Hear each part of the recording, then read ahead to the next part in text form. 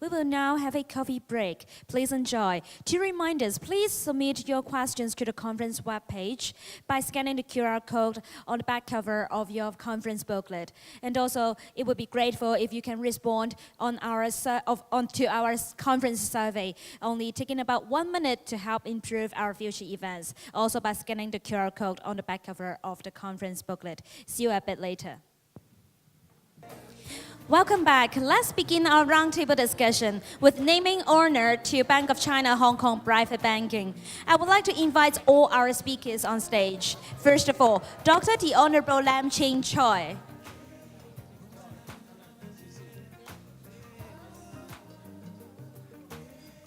Mr. Wilfred LAU.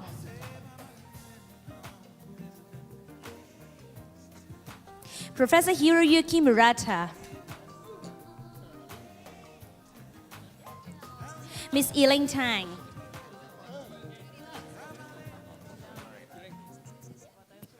Mr. Joe Chan. Ms. Marta POZO. Mr. Stefan KRUMMECK. Professor Yifan.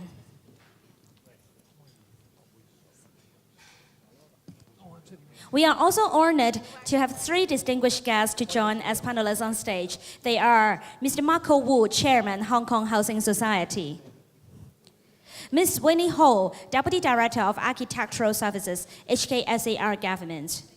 Mr. Timothy Ma, Non-Executive Director, Urban Renewal Authority.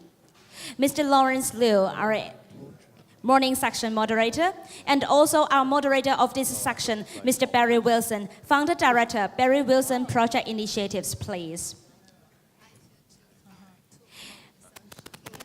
Barry, may I hand over the stage to you now? Thank you, thank you. Thank you to everybody for being here. I'm expecting us to have a dynamic and fruitful working session. I want to make you all work hard now. It's not a panel discussion. I need you to interact and give us your views. The objective of this is really to quickly summarize the learnings from the day, which I think show us a strong consensus. We've seen a lot of reports, we've seen a lot of figures, there's a lot of experience around this group, and I think we know what needs to be done. We're just not quite sure how we can move it forward. This conference is about actions. This is step 2. We had our workshop, we had some learnings. This is really now to try and find a way forward from this discussion group. There will be follow-up tomorrow and over the next 12 months and hopefully 12 years and 12 centuries. So this is just the start. So I'm relying on please, your industry now. The idea will be to go through 5 areas. We're going to start by looking a little bit at some of the physical things we can do, which look quite easy to facilitate to a certain extent. We're going to look at technology, some of the uniqueness of Hong Kong. Then perhaps it gets a bit more tricky with policy and how we can get different stakeholders involved. And finally, I'd like, within our 1 hour, to produce a model, what that might look like for a pilot project that we could launch as soon as possible after this event, that we can take forward and start to work on. So that's not necessarily easy, so we're going to have to work hard on that. I'm going to start off quickly and succinctly. Let's look at these physical attributes. We've had a lot of reports. I think we can understand how difficult it is for mobility. We can do simple things to pavements, add affordances to our streets. We can remove barriers. Perhaps we could start, Dr. Lam, by perhaps recapping what are the minimal essential things we're going to have in this pilot project to make a physically suitable environment. I think I have made the point by arguing that we should build to connect people. And since we have a very good bunch of experts here, and I would like just to throw a bomb to all of you and Because apart from an aging population in Hong Kong, I suppose all of you know that, we also have a huge problem of aging of our buildings. A lot of our areas are old area, and with old buildings beyond the age of 50, and with very congested area, and a lot of old folks are living there with little accessibility. Some of them still don't have lift facilities, and also very tiny communal space in those areas, like Mong Kok, Yamate, those areas. And since we have bosses from Housing Society and also from Urban Renewal Authority, may I just throw an idea that when we are thinking of how to renew urban area and old area, and just, apart from just demolishing everything and building high-rise, in Hong Kong we call it chopsticks building, and then eradicate the whole community and just disperse the people, especially our old folks, from a very familiar place of living to somewhere far. And so just we knew to disintegrate. But may I propose that can we think of some project for action that we can create community, we can connect people together. We build small communal living room space, no matter it's a small park or a living arrangement, trying to pull people together, or even some co-use communal space. It's not large space, small space, so that people just draw people together, build back the social capital, connecting people. Just one example is I know more and more laundry shops are being placed in this old area because we have a lot of subdivided units, or the developers are building the nano flats, so they can't even fit in a washing machine. So more and more those laundry shops there, and this is a very good place for connecting people because they are all waiting for the laundry, and they can talk, they can do a lot of things. But the problem is we don't have space. And if we can build some communal space, we can build a social capital. May I just throw the idea, starting from this, as a physical environment? So as a piece of renewal, we're looking at a living room in the city for the surrounding community. Maybe it includes laundry. Yep. A park for pocket exercise. What other physical characteristics do we think this needs? Well, I think Dr. Lam's idea is pretty good. Now, there has been a lot of talk about renewal or redevelopment of the Yau Ching Mong area. And the Yau Ching Mong area has been, the most congested, the most dense, population, district, not only in Hong Kong, but probably in the whole world. I mean, I don't have the exact figure. But when we are looking at the redevelopment, because the building is getting old, the difficulty is if each project, each redevelopment project, we have to put a dollar sign into it, for it to be right financially, then it might never work. Because I understand, I'm sorry to monitor, URA have been pointing it out that they might need to increase the plot ratio or transfer the plot ratio to make the dollar sign right. Now, but Hong Kong is such an affluent society that we have huge surplus year after year. Shall every project have, a reasonable financial return? Or shall we make use of this opportunity that we tear down some, older building, maybe, 5-story to 10-story, those older, what we call Chinese building, Tong Lau, and build a small park there, as what Dr. Lam said. Then not only will it make the community better, but it might also help traffic congestion, air pollution, because, air pollution in those areas are pretty bad because of, the roadside, monitoring, so, because so many cars there, air pollution is pretty bad. So we might be able, to solve a lot of issues. At the same time, we cannot solve all the issues, but it would relieve, the unpleasantness of those areas. But however, from the financial point of view, it might not work. But like what I said, if we're looking at the whole city of Hong Kong, we do not need each project, each building that has to be developed to make a reasonable financial return. Yeah, exactly, because sometimes we just put money and cents in the formula.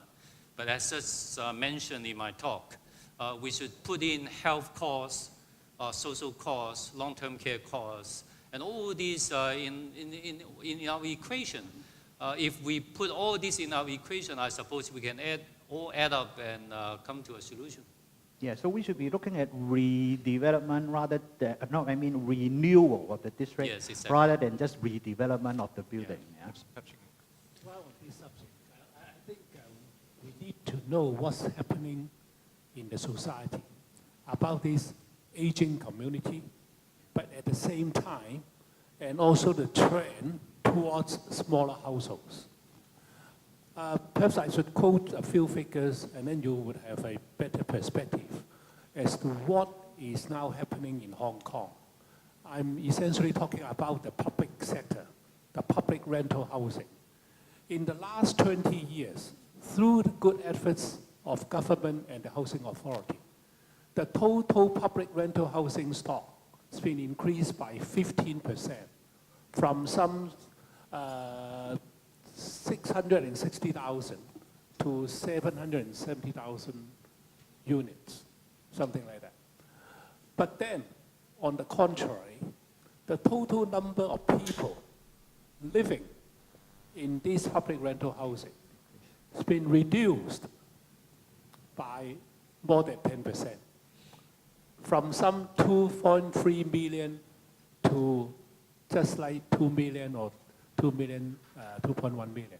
So what's happening is the problem about the mismatch of the housing stock and also the family size.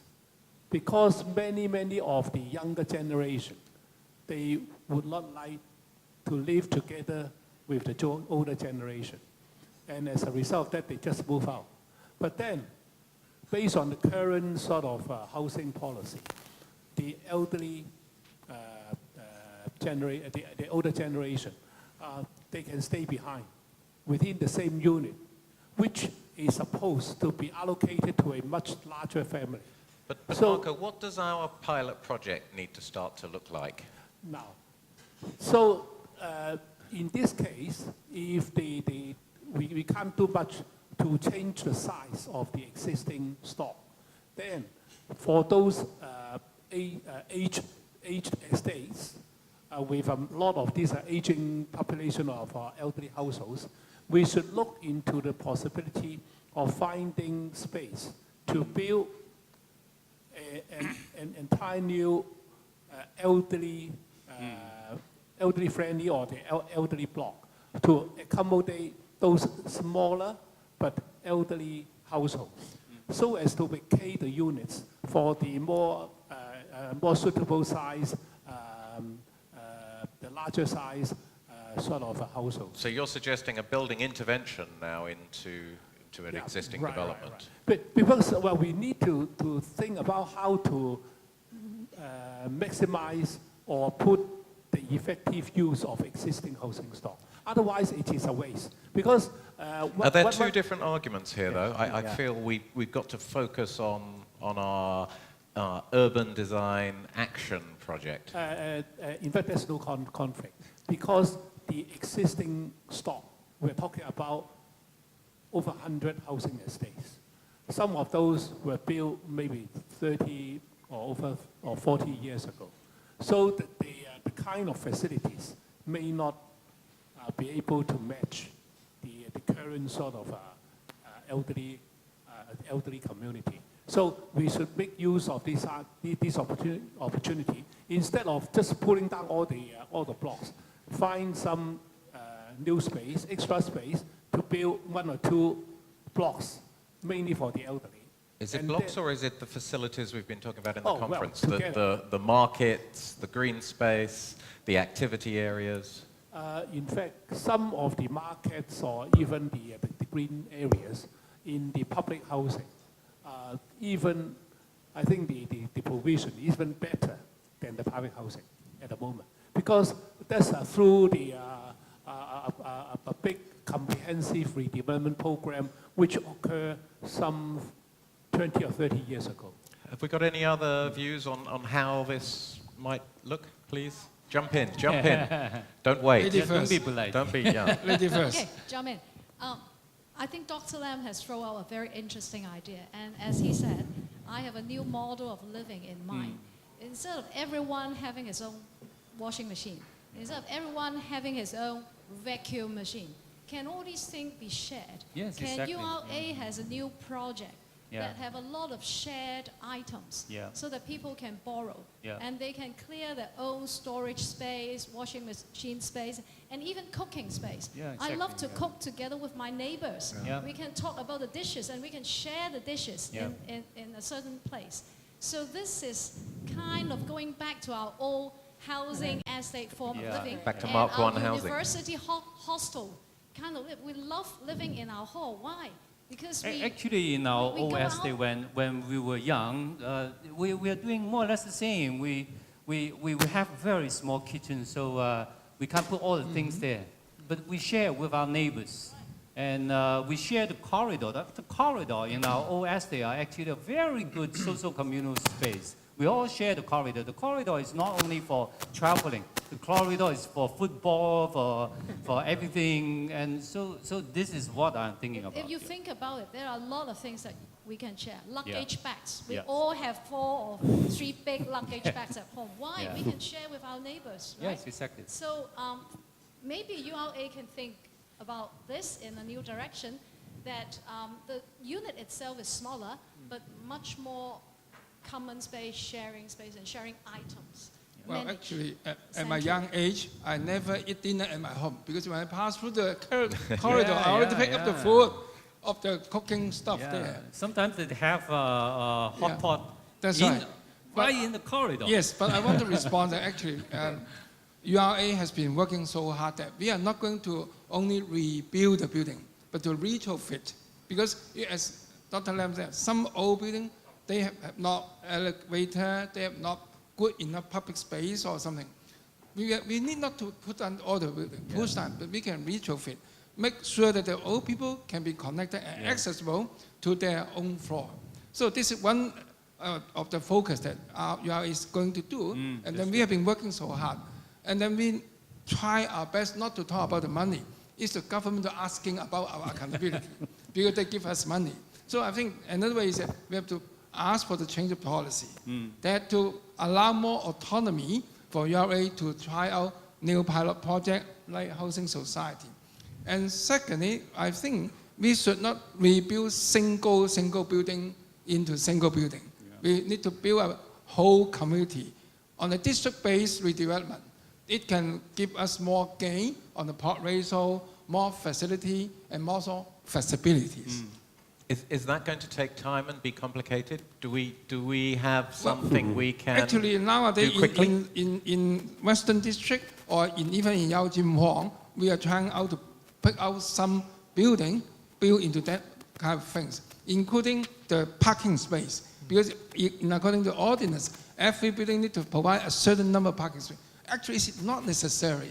And then we can build in a whole district-wise, then the parking space can be a whole building with shopping, with other facilities to provide, including communal service. Yeah. Yeah. I think another idea that I just want to throw out is even without rebuilding those old buildings, as Timothy just mentioned, by just doing some retrofit.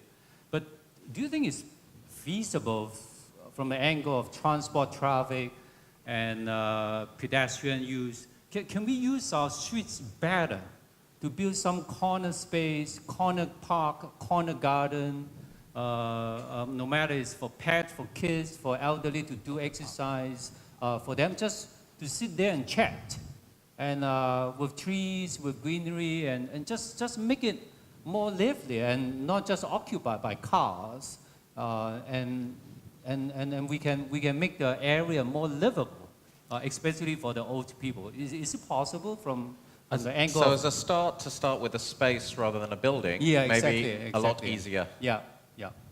Any other points on that?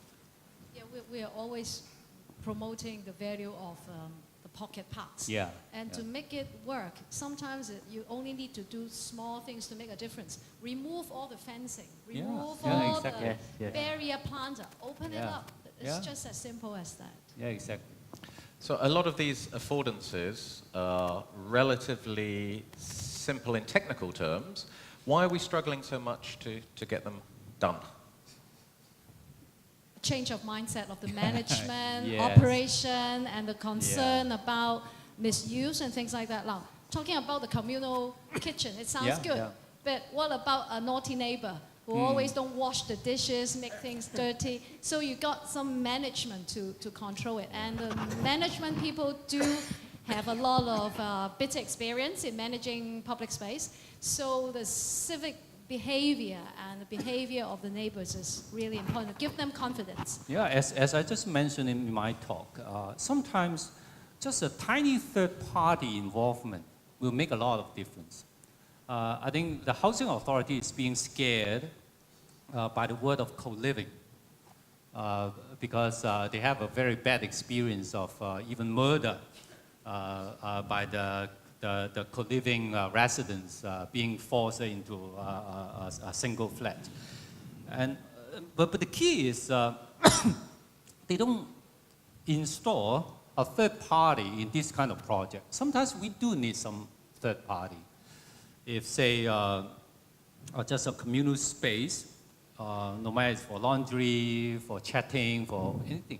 If we have an NGO doing some coordination there, make sure everybody is behaving and do a bit of control, and just facilitate things from happening. I think the EPD is doing very good by creating those, what they call the green... Community green station. Yeah, communal green station. It's run by NGO with just a very small number of staff, but they can make magic. So I think if we government can think from an angle of not putting everything under one department, but sometimes trying to cross it, something be done by the NGO, being a third party, and also some neighborhood communities, they will have their ownership. I think things will work out well.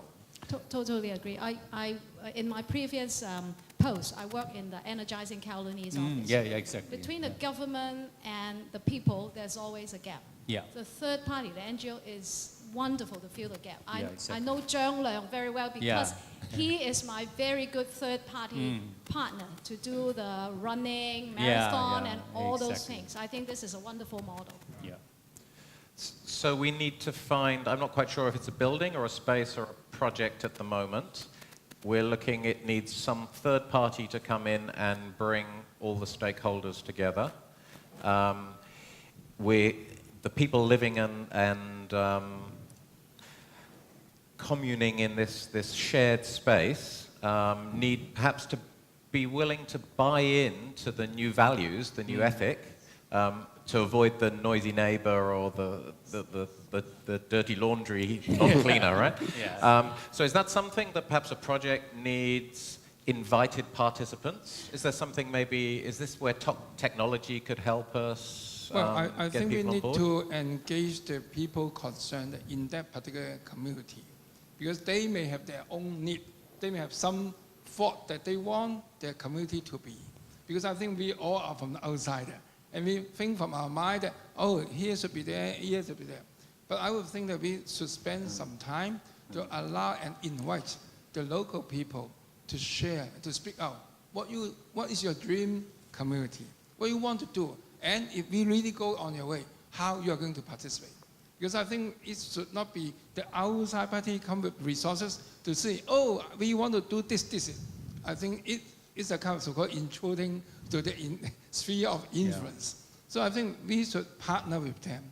And then if we pick up a particular community area, then we can by engage the third party or the local community social service agency to organize the local people engagement exercise, to visit them, to let them share with us what they want and sit down together. I recall so many years ago when Yau Tong Estate rebuilt a park at the MTR station.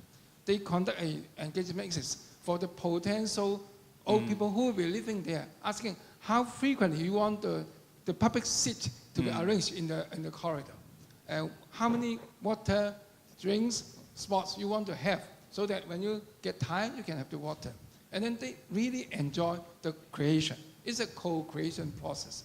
I think we should go this way. So should that start with housing society in one of these new builds, as you're talking about, or should it start in a whole district with a URA project? Where should we be looking to engage the stakeholders? Anywhere. If we check out the priority area, we can find one. I think we can ask the HKIUD Home Affairs Department which district will be facing the most serious issues at the current moment.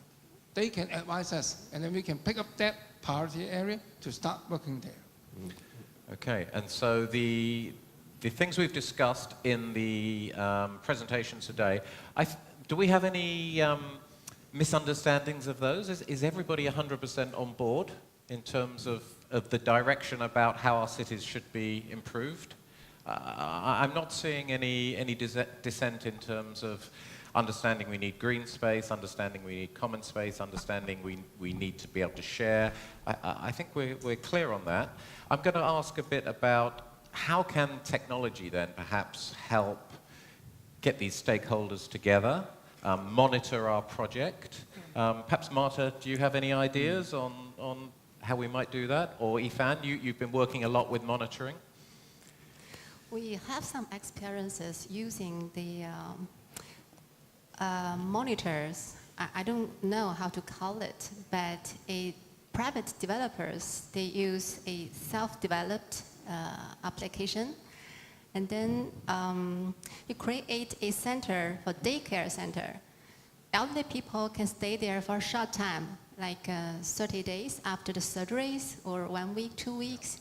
They cannot stay there for long because there's no nursery, it's not nursing home. So there have some people, caregivers over there, stable, working there. And they also their increment of the volunteers. The volunteers can stay home. Normally, the people, they lose their job. They have nothing to do. They could paid by the neighborhood, by the community. And they have a pager with them. Then if there some severe problem happened in the daycare center or even in home, somebody appeal for help immediately, urgently.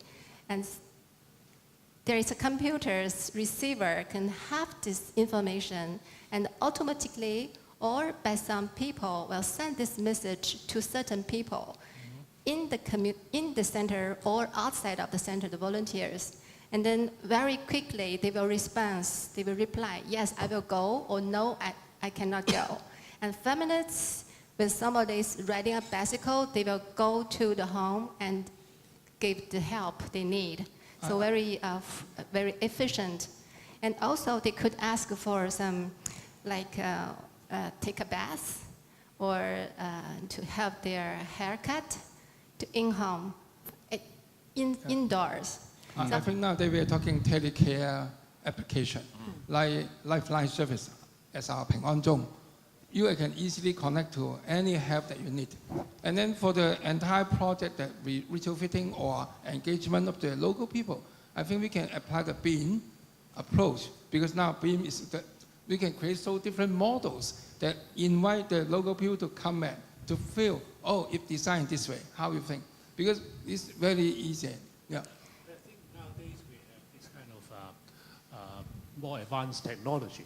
In fact, we can do both ways. Yes. In some cases, like the housing society, during the redevelopment of our older estates, when we build rebuild or build the new estates, we can introduce some new technologies to help improving the kind of the home safety or even the services rendered particularly for the single elderly, those living alone.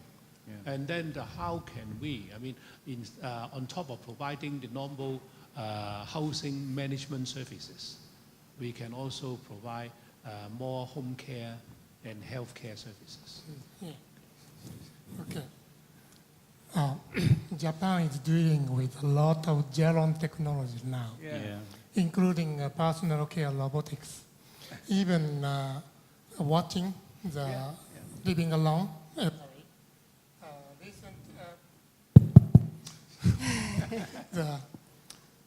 A lot of manufacturers launched the new products, including Sony or Honda. They already have a robot more than 10 years ago that they recovered to make more elderly homes. So anyway, the challenge in this area, always there are many manufacturers, potential manufacturers, but they don't know the real needs, the very detailed the knowledge they don't know. Okay? And also the care worker, caregivers, generally they don't like technology. Is this an area that perhaps we talked about getting business more involved? I mean, is this somewhere we can get business involved in our pilot scheme? They can learn from it as well. And Japan, of course, we have a lot of commercialized robotics already, but still a lot of products are under development. And the Japanese government, METI and the Ministry of Welfare, they jointly started the new initiative maybe 8 years ago, and asked the manufacturer to bid their potential product. And they select some better one and categorize 15 categories. The watching or supporting some, okay? And I'm one of the committee member to evaluate the product. Yeah? And I know the reality a lot. Some very good, but some are not so good. Why this is happen? The less opportunity to collaborate, manufacturers and users. Yeah. I think talking about Japan, I went to Japan to learn what the experience for the past 10 years. And one thing I appreciate them very much is the dementia-friendly community. While we are talking about technology, I think if we are just coupling with what we did discuss to those old areas, because in those old areas, a lot of old folks living there, a lot of old folks, so there must have many suffering from dementia living in that area. Now what we are doing is we just lock them up, so much so that they won't get out of that unit, won't get lost on the street, and just for the safety sake, we just lock them up, no matter by physical door or technology. But can we think from another angle? How about by using technology, we build a small community where which is really dementia friendly. The old person with dementia can just walk to wherever they like. And as long as we have good monitoring, as long as we have good training among the other residents in that community. So if, say, in Yaojinwang, we can have, because today I know there is a technology called GPS fencing. So we can use technology to fence without a physical fence, so that to protect the dementia elderly living in this area can live safely. They can go for shopping, they can go to the park, wherever they like. So I'm getting the feeling, sorry. This is reality already. In Holland, there is a village. It's just dementia I know that concept, but it's a little bit different concept. That's the purpose-built dementia village. But we can't afford to build so many dementia villages in Hong Kong. Sure. But we can convert existing village, just like Happy Valley. If a Happy Valley is a dementia friendly, happy valley. But by putting on technology and training and so forth, I think it would be wonderful.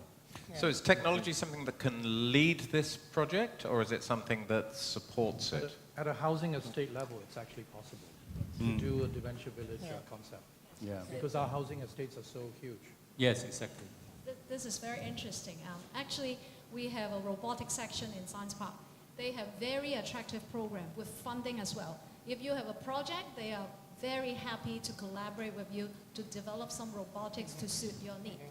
And I have met with them because I'm interested in construction technology. And, but then I learned that they have actually lined up a lot of small startups, which are very smart, and you may find them very interesting. So you can have a word with them after the conference. I think going back to what you said, Barry, should the technology be leading or should it be supporting? I think it should be supporting and helping to do the management, because there's so many sensors, surveillance, all of this can sort of, if we go the like sharing economy thing like what Winnie was saying, then all this can use to help manage those space, and also is to sort of certain type of enforcement as well, right? So I think the technology should be to assist and to help manage. I'll give you an example why third-party management is important, as what Dr. Lam has just said. Now, more than 20 years ago, we start to have the patronization of the Mongkok, and in the first 5-10 years, it was wonderful, everybody deal with. And now 20 years later, they have to kill the whole thing. Yes, exactly. Why is it? Because there is a lack of overall management. Now, we brought that project in over 25 years ago, and in our final report, I still remember, is that management is one of the most sensitive issues the government has to deal with if you're going to bring patronization in such a wide area. But then the response from government is that, oh, we don't need, because if there is a security problem, we have the police, cleaning problem, we have LCSD, this problem, we have this department. And it's turned out that for certain issues, no department would be responsible. And that's why the patronization of Mongkok failed. And it is a pity that after 20 years, we have to abandon the scheme because there is no central management. And maybe the management could be done by, let's say we can assign the management of those streets to, say, the district board or the district council. The district council hire certain people and use technology, robot to patrol it, and then automatically measure your noise level. Hey, you're too loud, so turn down, right? So technology could help the management, right? Well, I'm wondering what's going to be the driver for this project. Where do we start? And so, whilst it might have to be supportive, I'm wondering if this idea of a dementia-free zone that could be trialed and supported with business sector involvement, research sector involvement, may then allow a lot of those other physical things, sorting out barrier-free environments, providing extra support facilities, those might follow through more easily behind the big driver of the business push. Okay. So let me explain. Yeah. Let me explain the Japanese experience. Okay. The care robotics development project by the government. Okay. Government spend a lot of money to attract the private companies. Okay. But so far, my evaluation is so-so, because the product has not been commercialized yet. And I think the driving force should be market. Yeah, if there's a potential good market, big market, manufacturer can see, then manufacturer spend more resources to put more development and commercialize. But the challenge is many manufacturers of this kind of care robotics products are very, very middle-sized or small-sized companies, and not like Toyota. Someone mentioned in the morning, Toyota doing the care robotics something, but in my best knowledge, only one. Okay? It's just demonstration. Yeah? Because Toyota, they can live without robotics. Okay? They use robotics a lot in the factory, yeah? The welding or something. But for the care robotics, it's a very different market. But those kind of market can be developed with sufficient more knowledge from the demand side, the user side. So I think, for example, the housing society has a lot of potential, the trial field in your facility. I think if the, for example, housing society can become the test bed, yeah, I think that is a key to break through this kind of barrier in Hong Kong. So right this morning, Bernard Chan was talking about bottom up and business getting more involved, and don't put so much expectation on government to lead these things. And I think we heard from some of the surveys that actually the public are expecting government, but not just government. They're expecting a lot of people to get involved. So perhaps actually our model is starting to look like it could be a business-led model, that the likes of Housing Society and URA could support a model on that we could then look to pull in our other facilitations against barriers and affordances that we've discussed a lot today to create a better environment for everybody, but particularly active aging. And that's perhaps not the model I was expecting at the beginning of the talk. I mean, am I seeing this wrong? Yeah, certainly I think we're willing to explore, but maybe just at this point in time, there's still quite a lot of questions on the viability and feasibility of this model. So I think we should, what worries me, it's Hong Kong. We could spend 5 years doing feasibility studies, then have to revisit them again. But surely we can learn even from, say, other countries, other cities like Japan, etc. So we should see how this model operates, and particularly if we're talking about the dementia-free zones, now bearing in mind that there's a responsibility, a liability. We can't, underestimate or overlook this. So we need to find out more about So this. where do we go from after this discussion today? Yeah, I have a suggestion for the model, to build on your model. I think other than open space and a community space, community garden, whatever, Dr. Lam's suggestion, you could also have a small building facility. And that small building facility could include, for example, daycare, dementia care, childcare. So you could have your everyone's talking about multi-generational this morning. It could be a standalone building, or it could be a projection from a built structure. So you have, basically you have building and landscape together. You could have markets in there. You could have everything, your wish list that everyone's talking about. Plus, you could even invite, if there's no technology in Hong Kong, doesn't matter, you just walk across the border, Shenzhen, you invite Tencent, Alibaba, those people, Huawei to come over. Actually, I shouldn't be saying this, but Tencent is already doing this. Yeah. Pony Ma himself is putting money on the table. Yes. Chairman Wu, they're not waiting. They're not doing any more studies. They are doing it right now. Yeah. Private project, private money, no NGO, no subsidy. They are doing an experimental project, which is involving technology, seniors, health, all the things that President Xi Jinping wants to be done in X number of years. So I think if we have this kind of model to build on what Dr. Lam is saying, also what Wilfred is saying, to have some kind of Silicon Valley type model, but with the great kind of NGO services, with the software that Hong Kong is famous for, built into that as well. I mean, human software. Possibly it could be, I'm suggesting it might not just benefit the end users, but it might also, in a way, show the bigger organizations, the private developers, the housing societies, the people that want to do more study. This experiment could actually be proof of concept. When I meet partners in China, overseas, everyone wants proof of concept, but no one is willing to invest. And I think if you don't invest now, in 15 years' time, Dr. Lam knows the tsunami will kill us. Yeah. We'll wipe out Hong Kong. We'll be wiped out. Yeah, You have to do this experiment now. So I'm saying maybe the experiment needs to be very tangible, very physical, very participatory. And then, sorry, I have to disagree a little bit with you, Dr. Lam. Hong Kong cannot just rely on NGO, because the NGO budgets are already I'm crippling. never seeing It relying on probably, NGO, yeah. I'm not an economist, but probably in 20 years' time, Yeah. the budget for NGO will run out in Hong Kong, will be bankrupt.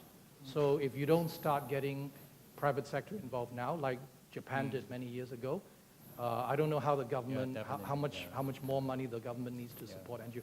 So it needs to be, I'm not going to use the word PPP because in Hong Kong we don't like PPP, but maybe you could have. I think it should be a whole society approach. Yeah. No, but you could do tax subsidies. Yeah. You could do tax subsidies. Singapore is great at doing tax subsidies. Rather than subsidizing direct, you subsidize via tax. And I'm sure private sector, they don't need to be given free land or cheap this, that. Tax subsidies can be very, very attractive. In Europe, they do that. In Australia, they do that. I think in Singapore, for the MNCs, is a very common, not for seniors yet, but there are ways, economic ways, which Hong Kong government can. So it's got to be more than NGOs. I think if we are to move forward, I will bet my hat on it. It's got to be more than, the NGO sector cannot shoulder all the responsibility. Yeah, definitely. Well, for the NGO, what we mentioned about NGO, I think that the NGO's role that I imagine is just the interface. Yeah, the facilitator. To facilitate. It's not the funding, not the money. It's on the management side. Because if the government stand out to manage, it becomes Difficult. difficult and confrontational. Yeah. But if we have an NGO, they can softly communicate. But and normally, that's the private role. sector is That's the faster role. in terms of innovation. NGO normally is quite slow to adopt innovation. That's a fact of life. But for organization like It's a dilemma, MURATA, right, Timothy? Correct or not? But NGO also effective and efficient. But NGO software is top class in Hong Kong. But without doubt, involvement of the private sector is a must. Yes. It's a must. PPP is It's a okay, must. no problem to me. PPP is okay and perfect. Don't worry. I'm going to come back here and talk to Elaine. You've had experience. You've built your pilot project. How is this communication resonating with your experiences? Maybe I'll just say that first and foremost, I'm very encouraged and humbled by the fact that yourself, Dr. Lam, and yourself have also visited Kampong Admiralty. Yeah. But I'd like to say that the journey there has not been so straightforward nor easy. And it is a brand new project. It is a new build. It is 11-story complex. I don't think many places can do that, and we are only doing one now. But what is it that we have done before that? We have done a lot of things before this pilot project came up. We did a series of very small projects along the way to test ideas, test feedback, and test response from both the residents, the seniors, and also the market to see what is the risk that people are willing to stomach.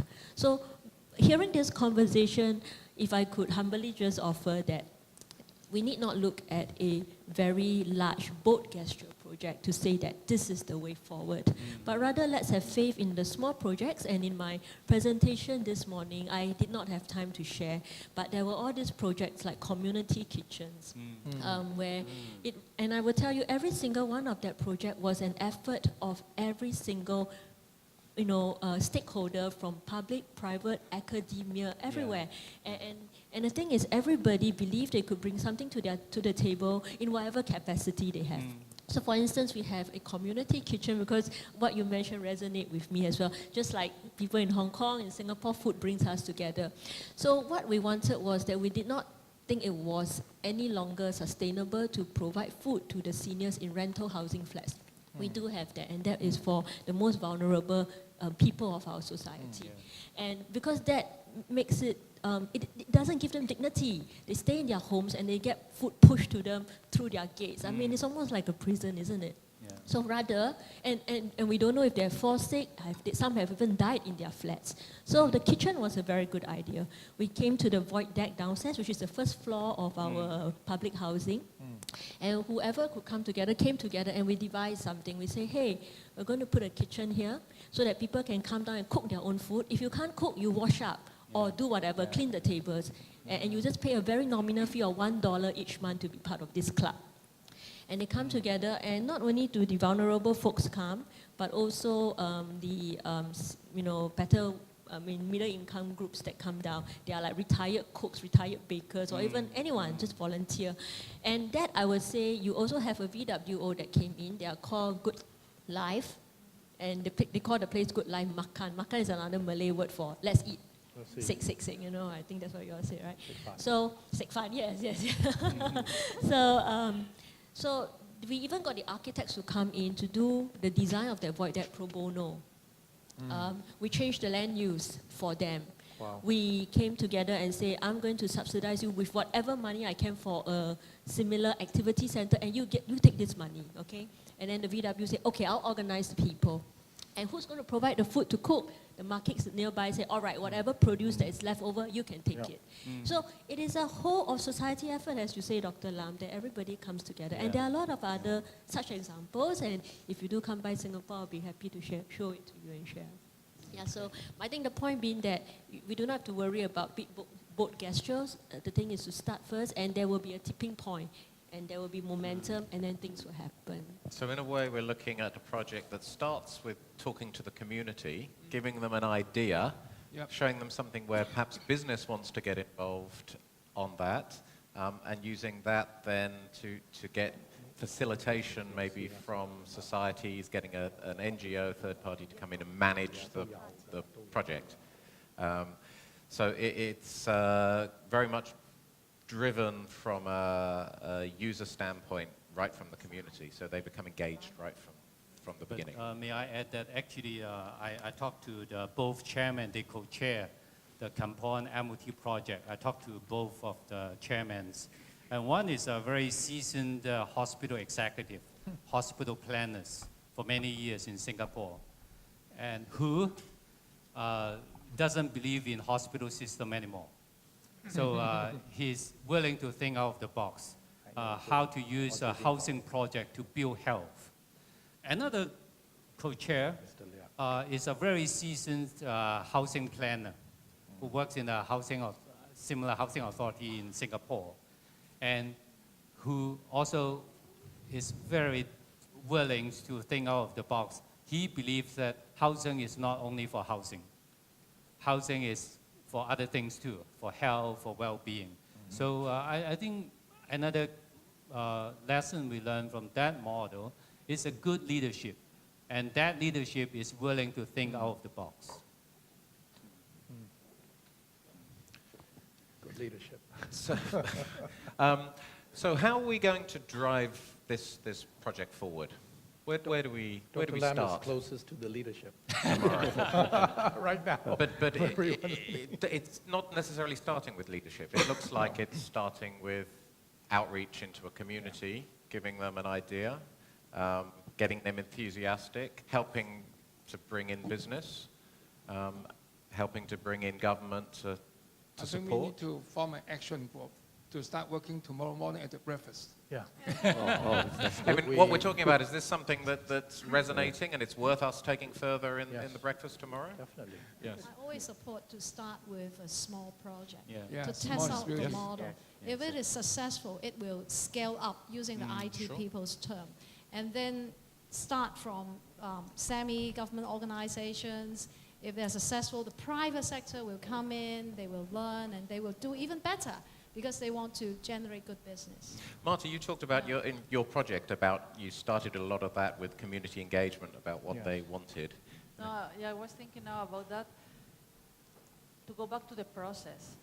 So because at the end, the project very probably, if it's community driven, because you were asking who is going to lead, is technology is going to lead, it has to be led by the people. So maybe it's to decide or to give a framework and to give a toolbox, but it's really, it will build up during the process. So the outcome now, maybe we cannot define it, but we can define if it's going to be indoors in a building, if it's going to be in the public realm, and then talking with the people of that community. So maybe now is more simple, the decision is to start deciding where is going to, in which realm is going to be, and then engage the community, and from there define the project more concrete.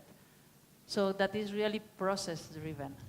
So presumably in terms of finding a suitable site, it's going to be easier if there's just one management group. So maybe looking at within housing society, for instance, right, it makes it easier than having to deal with 6 different government departments in terms of managing a street or something, highways and transport and LCSD. So we need something more manageable, and that's important.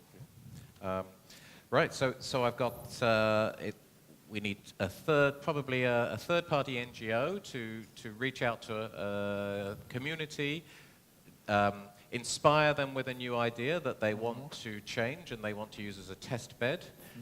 We can look at business becoming involved to also test, lifetime testing with some of their new technologies. And then we're looking for probably government department somewhere to support that with hard facilities. Is that the conclusion? Yes. Yeah. Wow. Yes. Well, we've done that 5 minutes early. Yes. Great. Any more follow-up? User participation is also very important. I mean, very often Engagement, user engagement is very often in Hong Kong it's very siloed.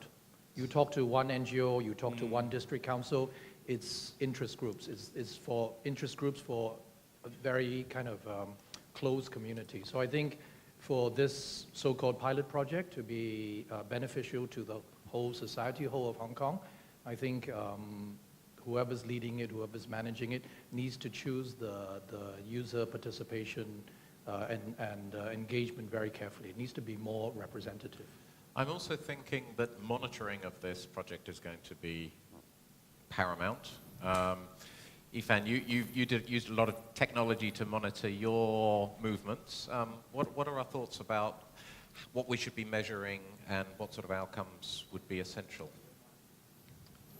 Well, I think if we agree to prioritize as our project to be dementia-friendly community, I would suggest, because housing society have a very good showing room in Yamada, the Prosperous Garden, and then we can use that as a base that surrounding the area, including the old building, also the new building, and then the area is also aging, and then more and more aging people living there. So we can pick up that as our priority area of focus, and then we can invite and engage the academia to help us to map out what we want to see the outcome in the long run, in 1 year, 2 years, and 5 years. And then what kind of technology that we can adopt, including those sold in the Housing Society's Resource Center, and also adopting Professor MURATA's Japanese experience.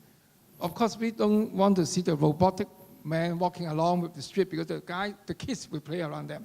But how we can make the best of these robotic games to help us to build the dementia-friendly area. So I think we can start with that. And when we say dementia-friendly, I mean that's friendly for all again, right? Yeah, Active aging universal. through all age groups. So we're going to take on the most difficult sector first, and everything else should then fall in.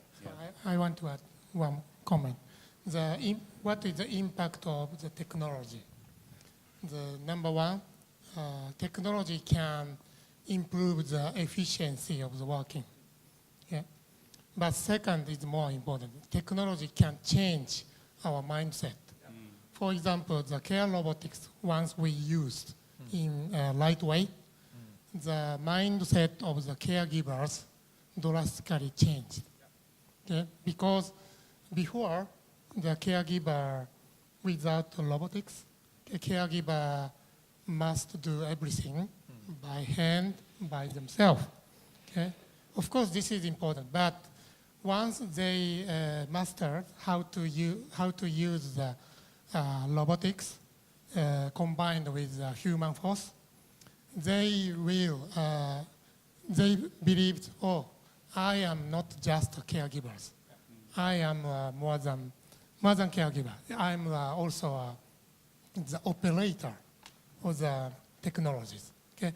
These kind of sense can change the mindset, be more higher level. Okay? And the third is, if we continue to do this kind of improvement, the whole process, the work process can be evolved, changed. And even in Japan, we have not yet the clear example in this care area. But if you go to Nagasaki, there's a very peculiar hotel. The name of the hotel is Peculiar Hotel. A lot of robotics and less number of the people they are serving. Okay? And it's not the perfectly the same, but they suggest some impact of the technology. They can change the way of life, way of work. They can change way of the workforce. They can change the mindset of the work. So what you're saying there is actually we don't need to plan this too much, not too many outcomes. We need to start something, we need to get people involved, and it may go in different directions, and we're going to learn along the way. Interesting. Okay. I think I'm going to ask you all to do some homework before breakfast tomorrow. I think we've got some good material there. Sometimes you can go away, we've got dinner, we can debate a little bit more, and perhaps in the morning over the breakfast we can come back with some more finite ideas or a bit more clarity, which often happens post-event. So don't run away and think we've finished here. We haven't. Very. Yeah. Can I ask about time frame? Because it's, in Hong Kong it's very popular now to talk about short-term, medium-term, long-term plans. So what you're proposing for this pilot project, model project, is this a short-term thing or another 15 years? You mentioned China earlier, and I think if we talk about China it too only much, has short-term. we can just watch what they do China over there wants and it copy now. it. China's doing it now. They only do short-term.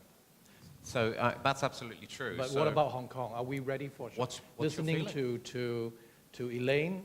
They went through a lot of pain, a lot of somersaults to get to where they are. Can we do this in the short term? I think time frame, we should have some consensus. So that's going to be a start. To be realistic, right? Surely we can't decide everything. Yeah. But we can't be looking at 10 years to evolve, right? We're talking a large number of months rather than a large number of years. Yes.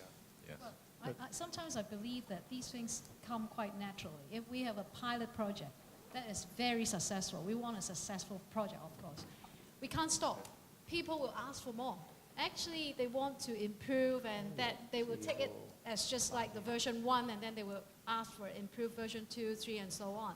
And it will scale up. So find a small project, do it well, do it within a few years, and show to the community that this is the way to go. Yes. Agree. I think today, if we have a good guy agrees to taking lead, we are already one big step forward. Yes. So thank you for Timothy. Excellent. All right. Okay. I sense there we've reached a nice pause point. We'll take it up in the morning. I thank you all for your hard work in this session. I think that was interesting. It went a different way than I expected, which is always exciting. Charles, hi. come and conclude the session, please. Hi, I'm not concluding the section, but I want to say a few words. First of all, on behalf of HKIUD, I would like to thank so much for taking time to come here to our conference today. I think I have a microphone, but this is double microphone is always better. And of course, I would like to thank all the speakers and panelists for the insights. And of course, our very generous sponsors, of course, and also our supporting organization and our OC members. And today is not the end, and far from it. So at the end of today, we're going to sum up all the discussion that we have today, and we're going to publish and continue to work with government, the business sector, and as well as the academia, so that our aim is not to accommodate only the aging population in Hong Kong, but a wider public. And to ensure a better built environment for tomorrow, I think we need to act today. And I believe that when we leave today, we will spread the message across to our network, through our networks, and try to put the concepts that we talked about today, like the all-age friendly housing development, footbridges becoming meeting places, etc., etc. Many good examples around the world, and we have discussed. And I think together we can make a difference. So thank you very much for coming here today. I hope you have enjoyed it, and we will see you very soon. Okay, thank you. Thank you, everyone. Winnie, thank you. May I now invite Professor Stephen Tang and Mr. Charles Lee to remain on stage to join our speakers, panelists, and moderator onto the stage for a group photo. Yes, we have final support to move the chairs a little bit far away so that we can take a group photo together.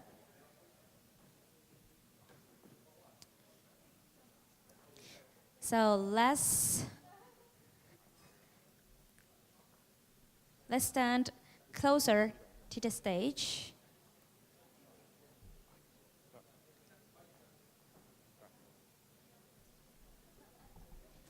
Okay, let's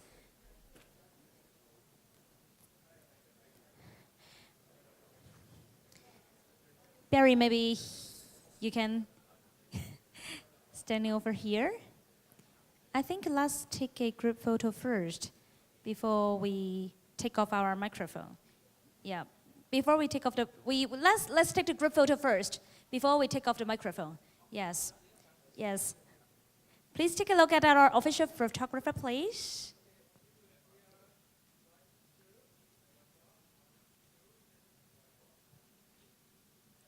Thank you very much. Thank you for all speakers, panelists, and also thank you, Barry, for chairing this section for us. So thank you for all your sharings, including your insights and views. This concludes the HKIUD Conference 2018. Thank you all for participating. We hope it has been insightful for you. Please respond to our conference survey by scanning the QR code on the back cover of the booklet. The CPD certificates and receipts for registration will be sent electronically after the conference. For those who are going to join our thank you dinner at our hotel, please gather at reception. Our staff will lead you downstairs and the shuttle bus will depart in 5:15. Thank you again for joining us today, and we look forward to seeing you all again in future HKIUD events. Have a great evening.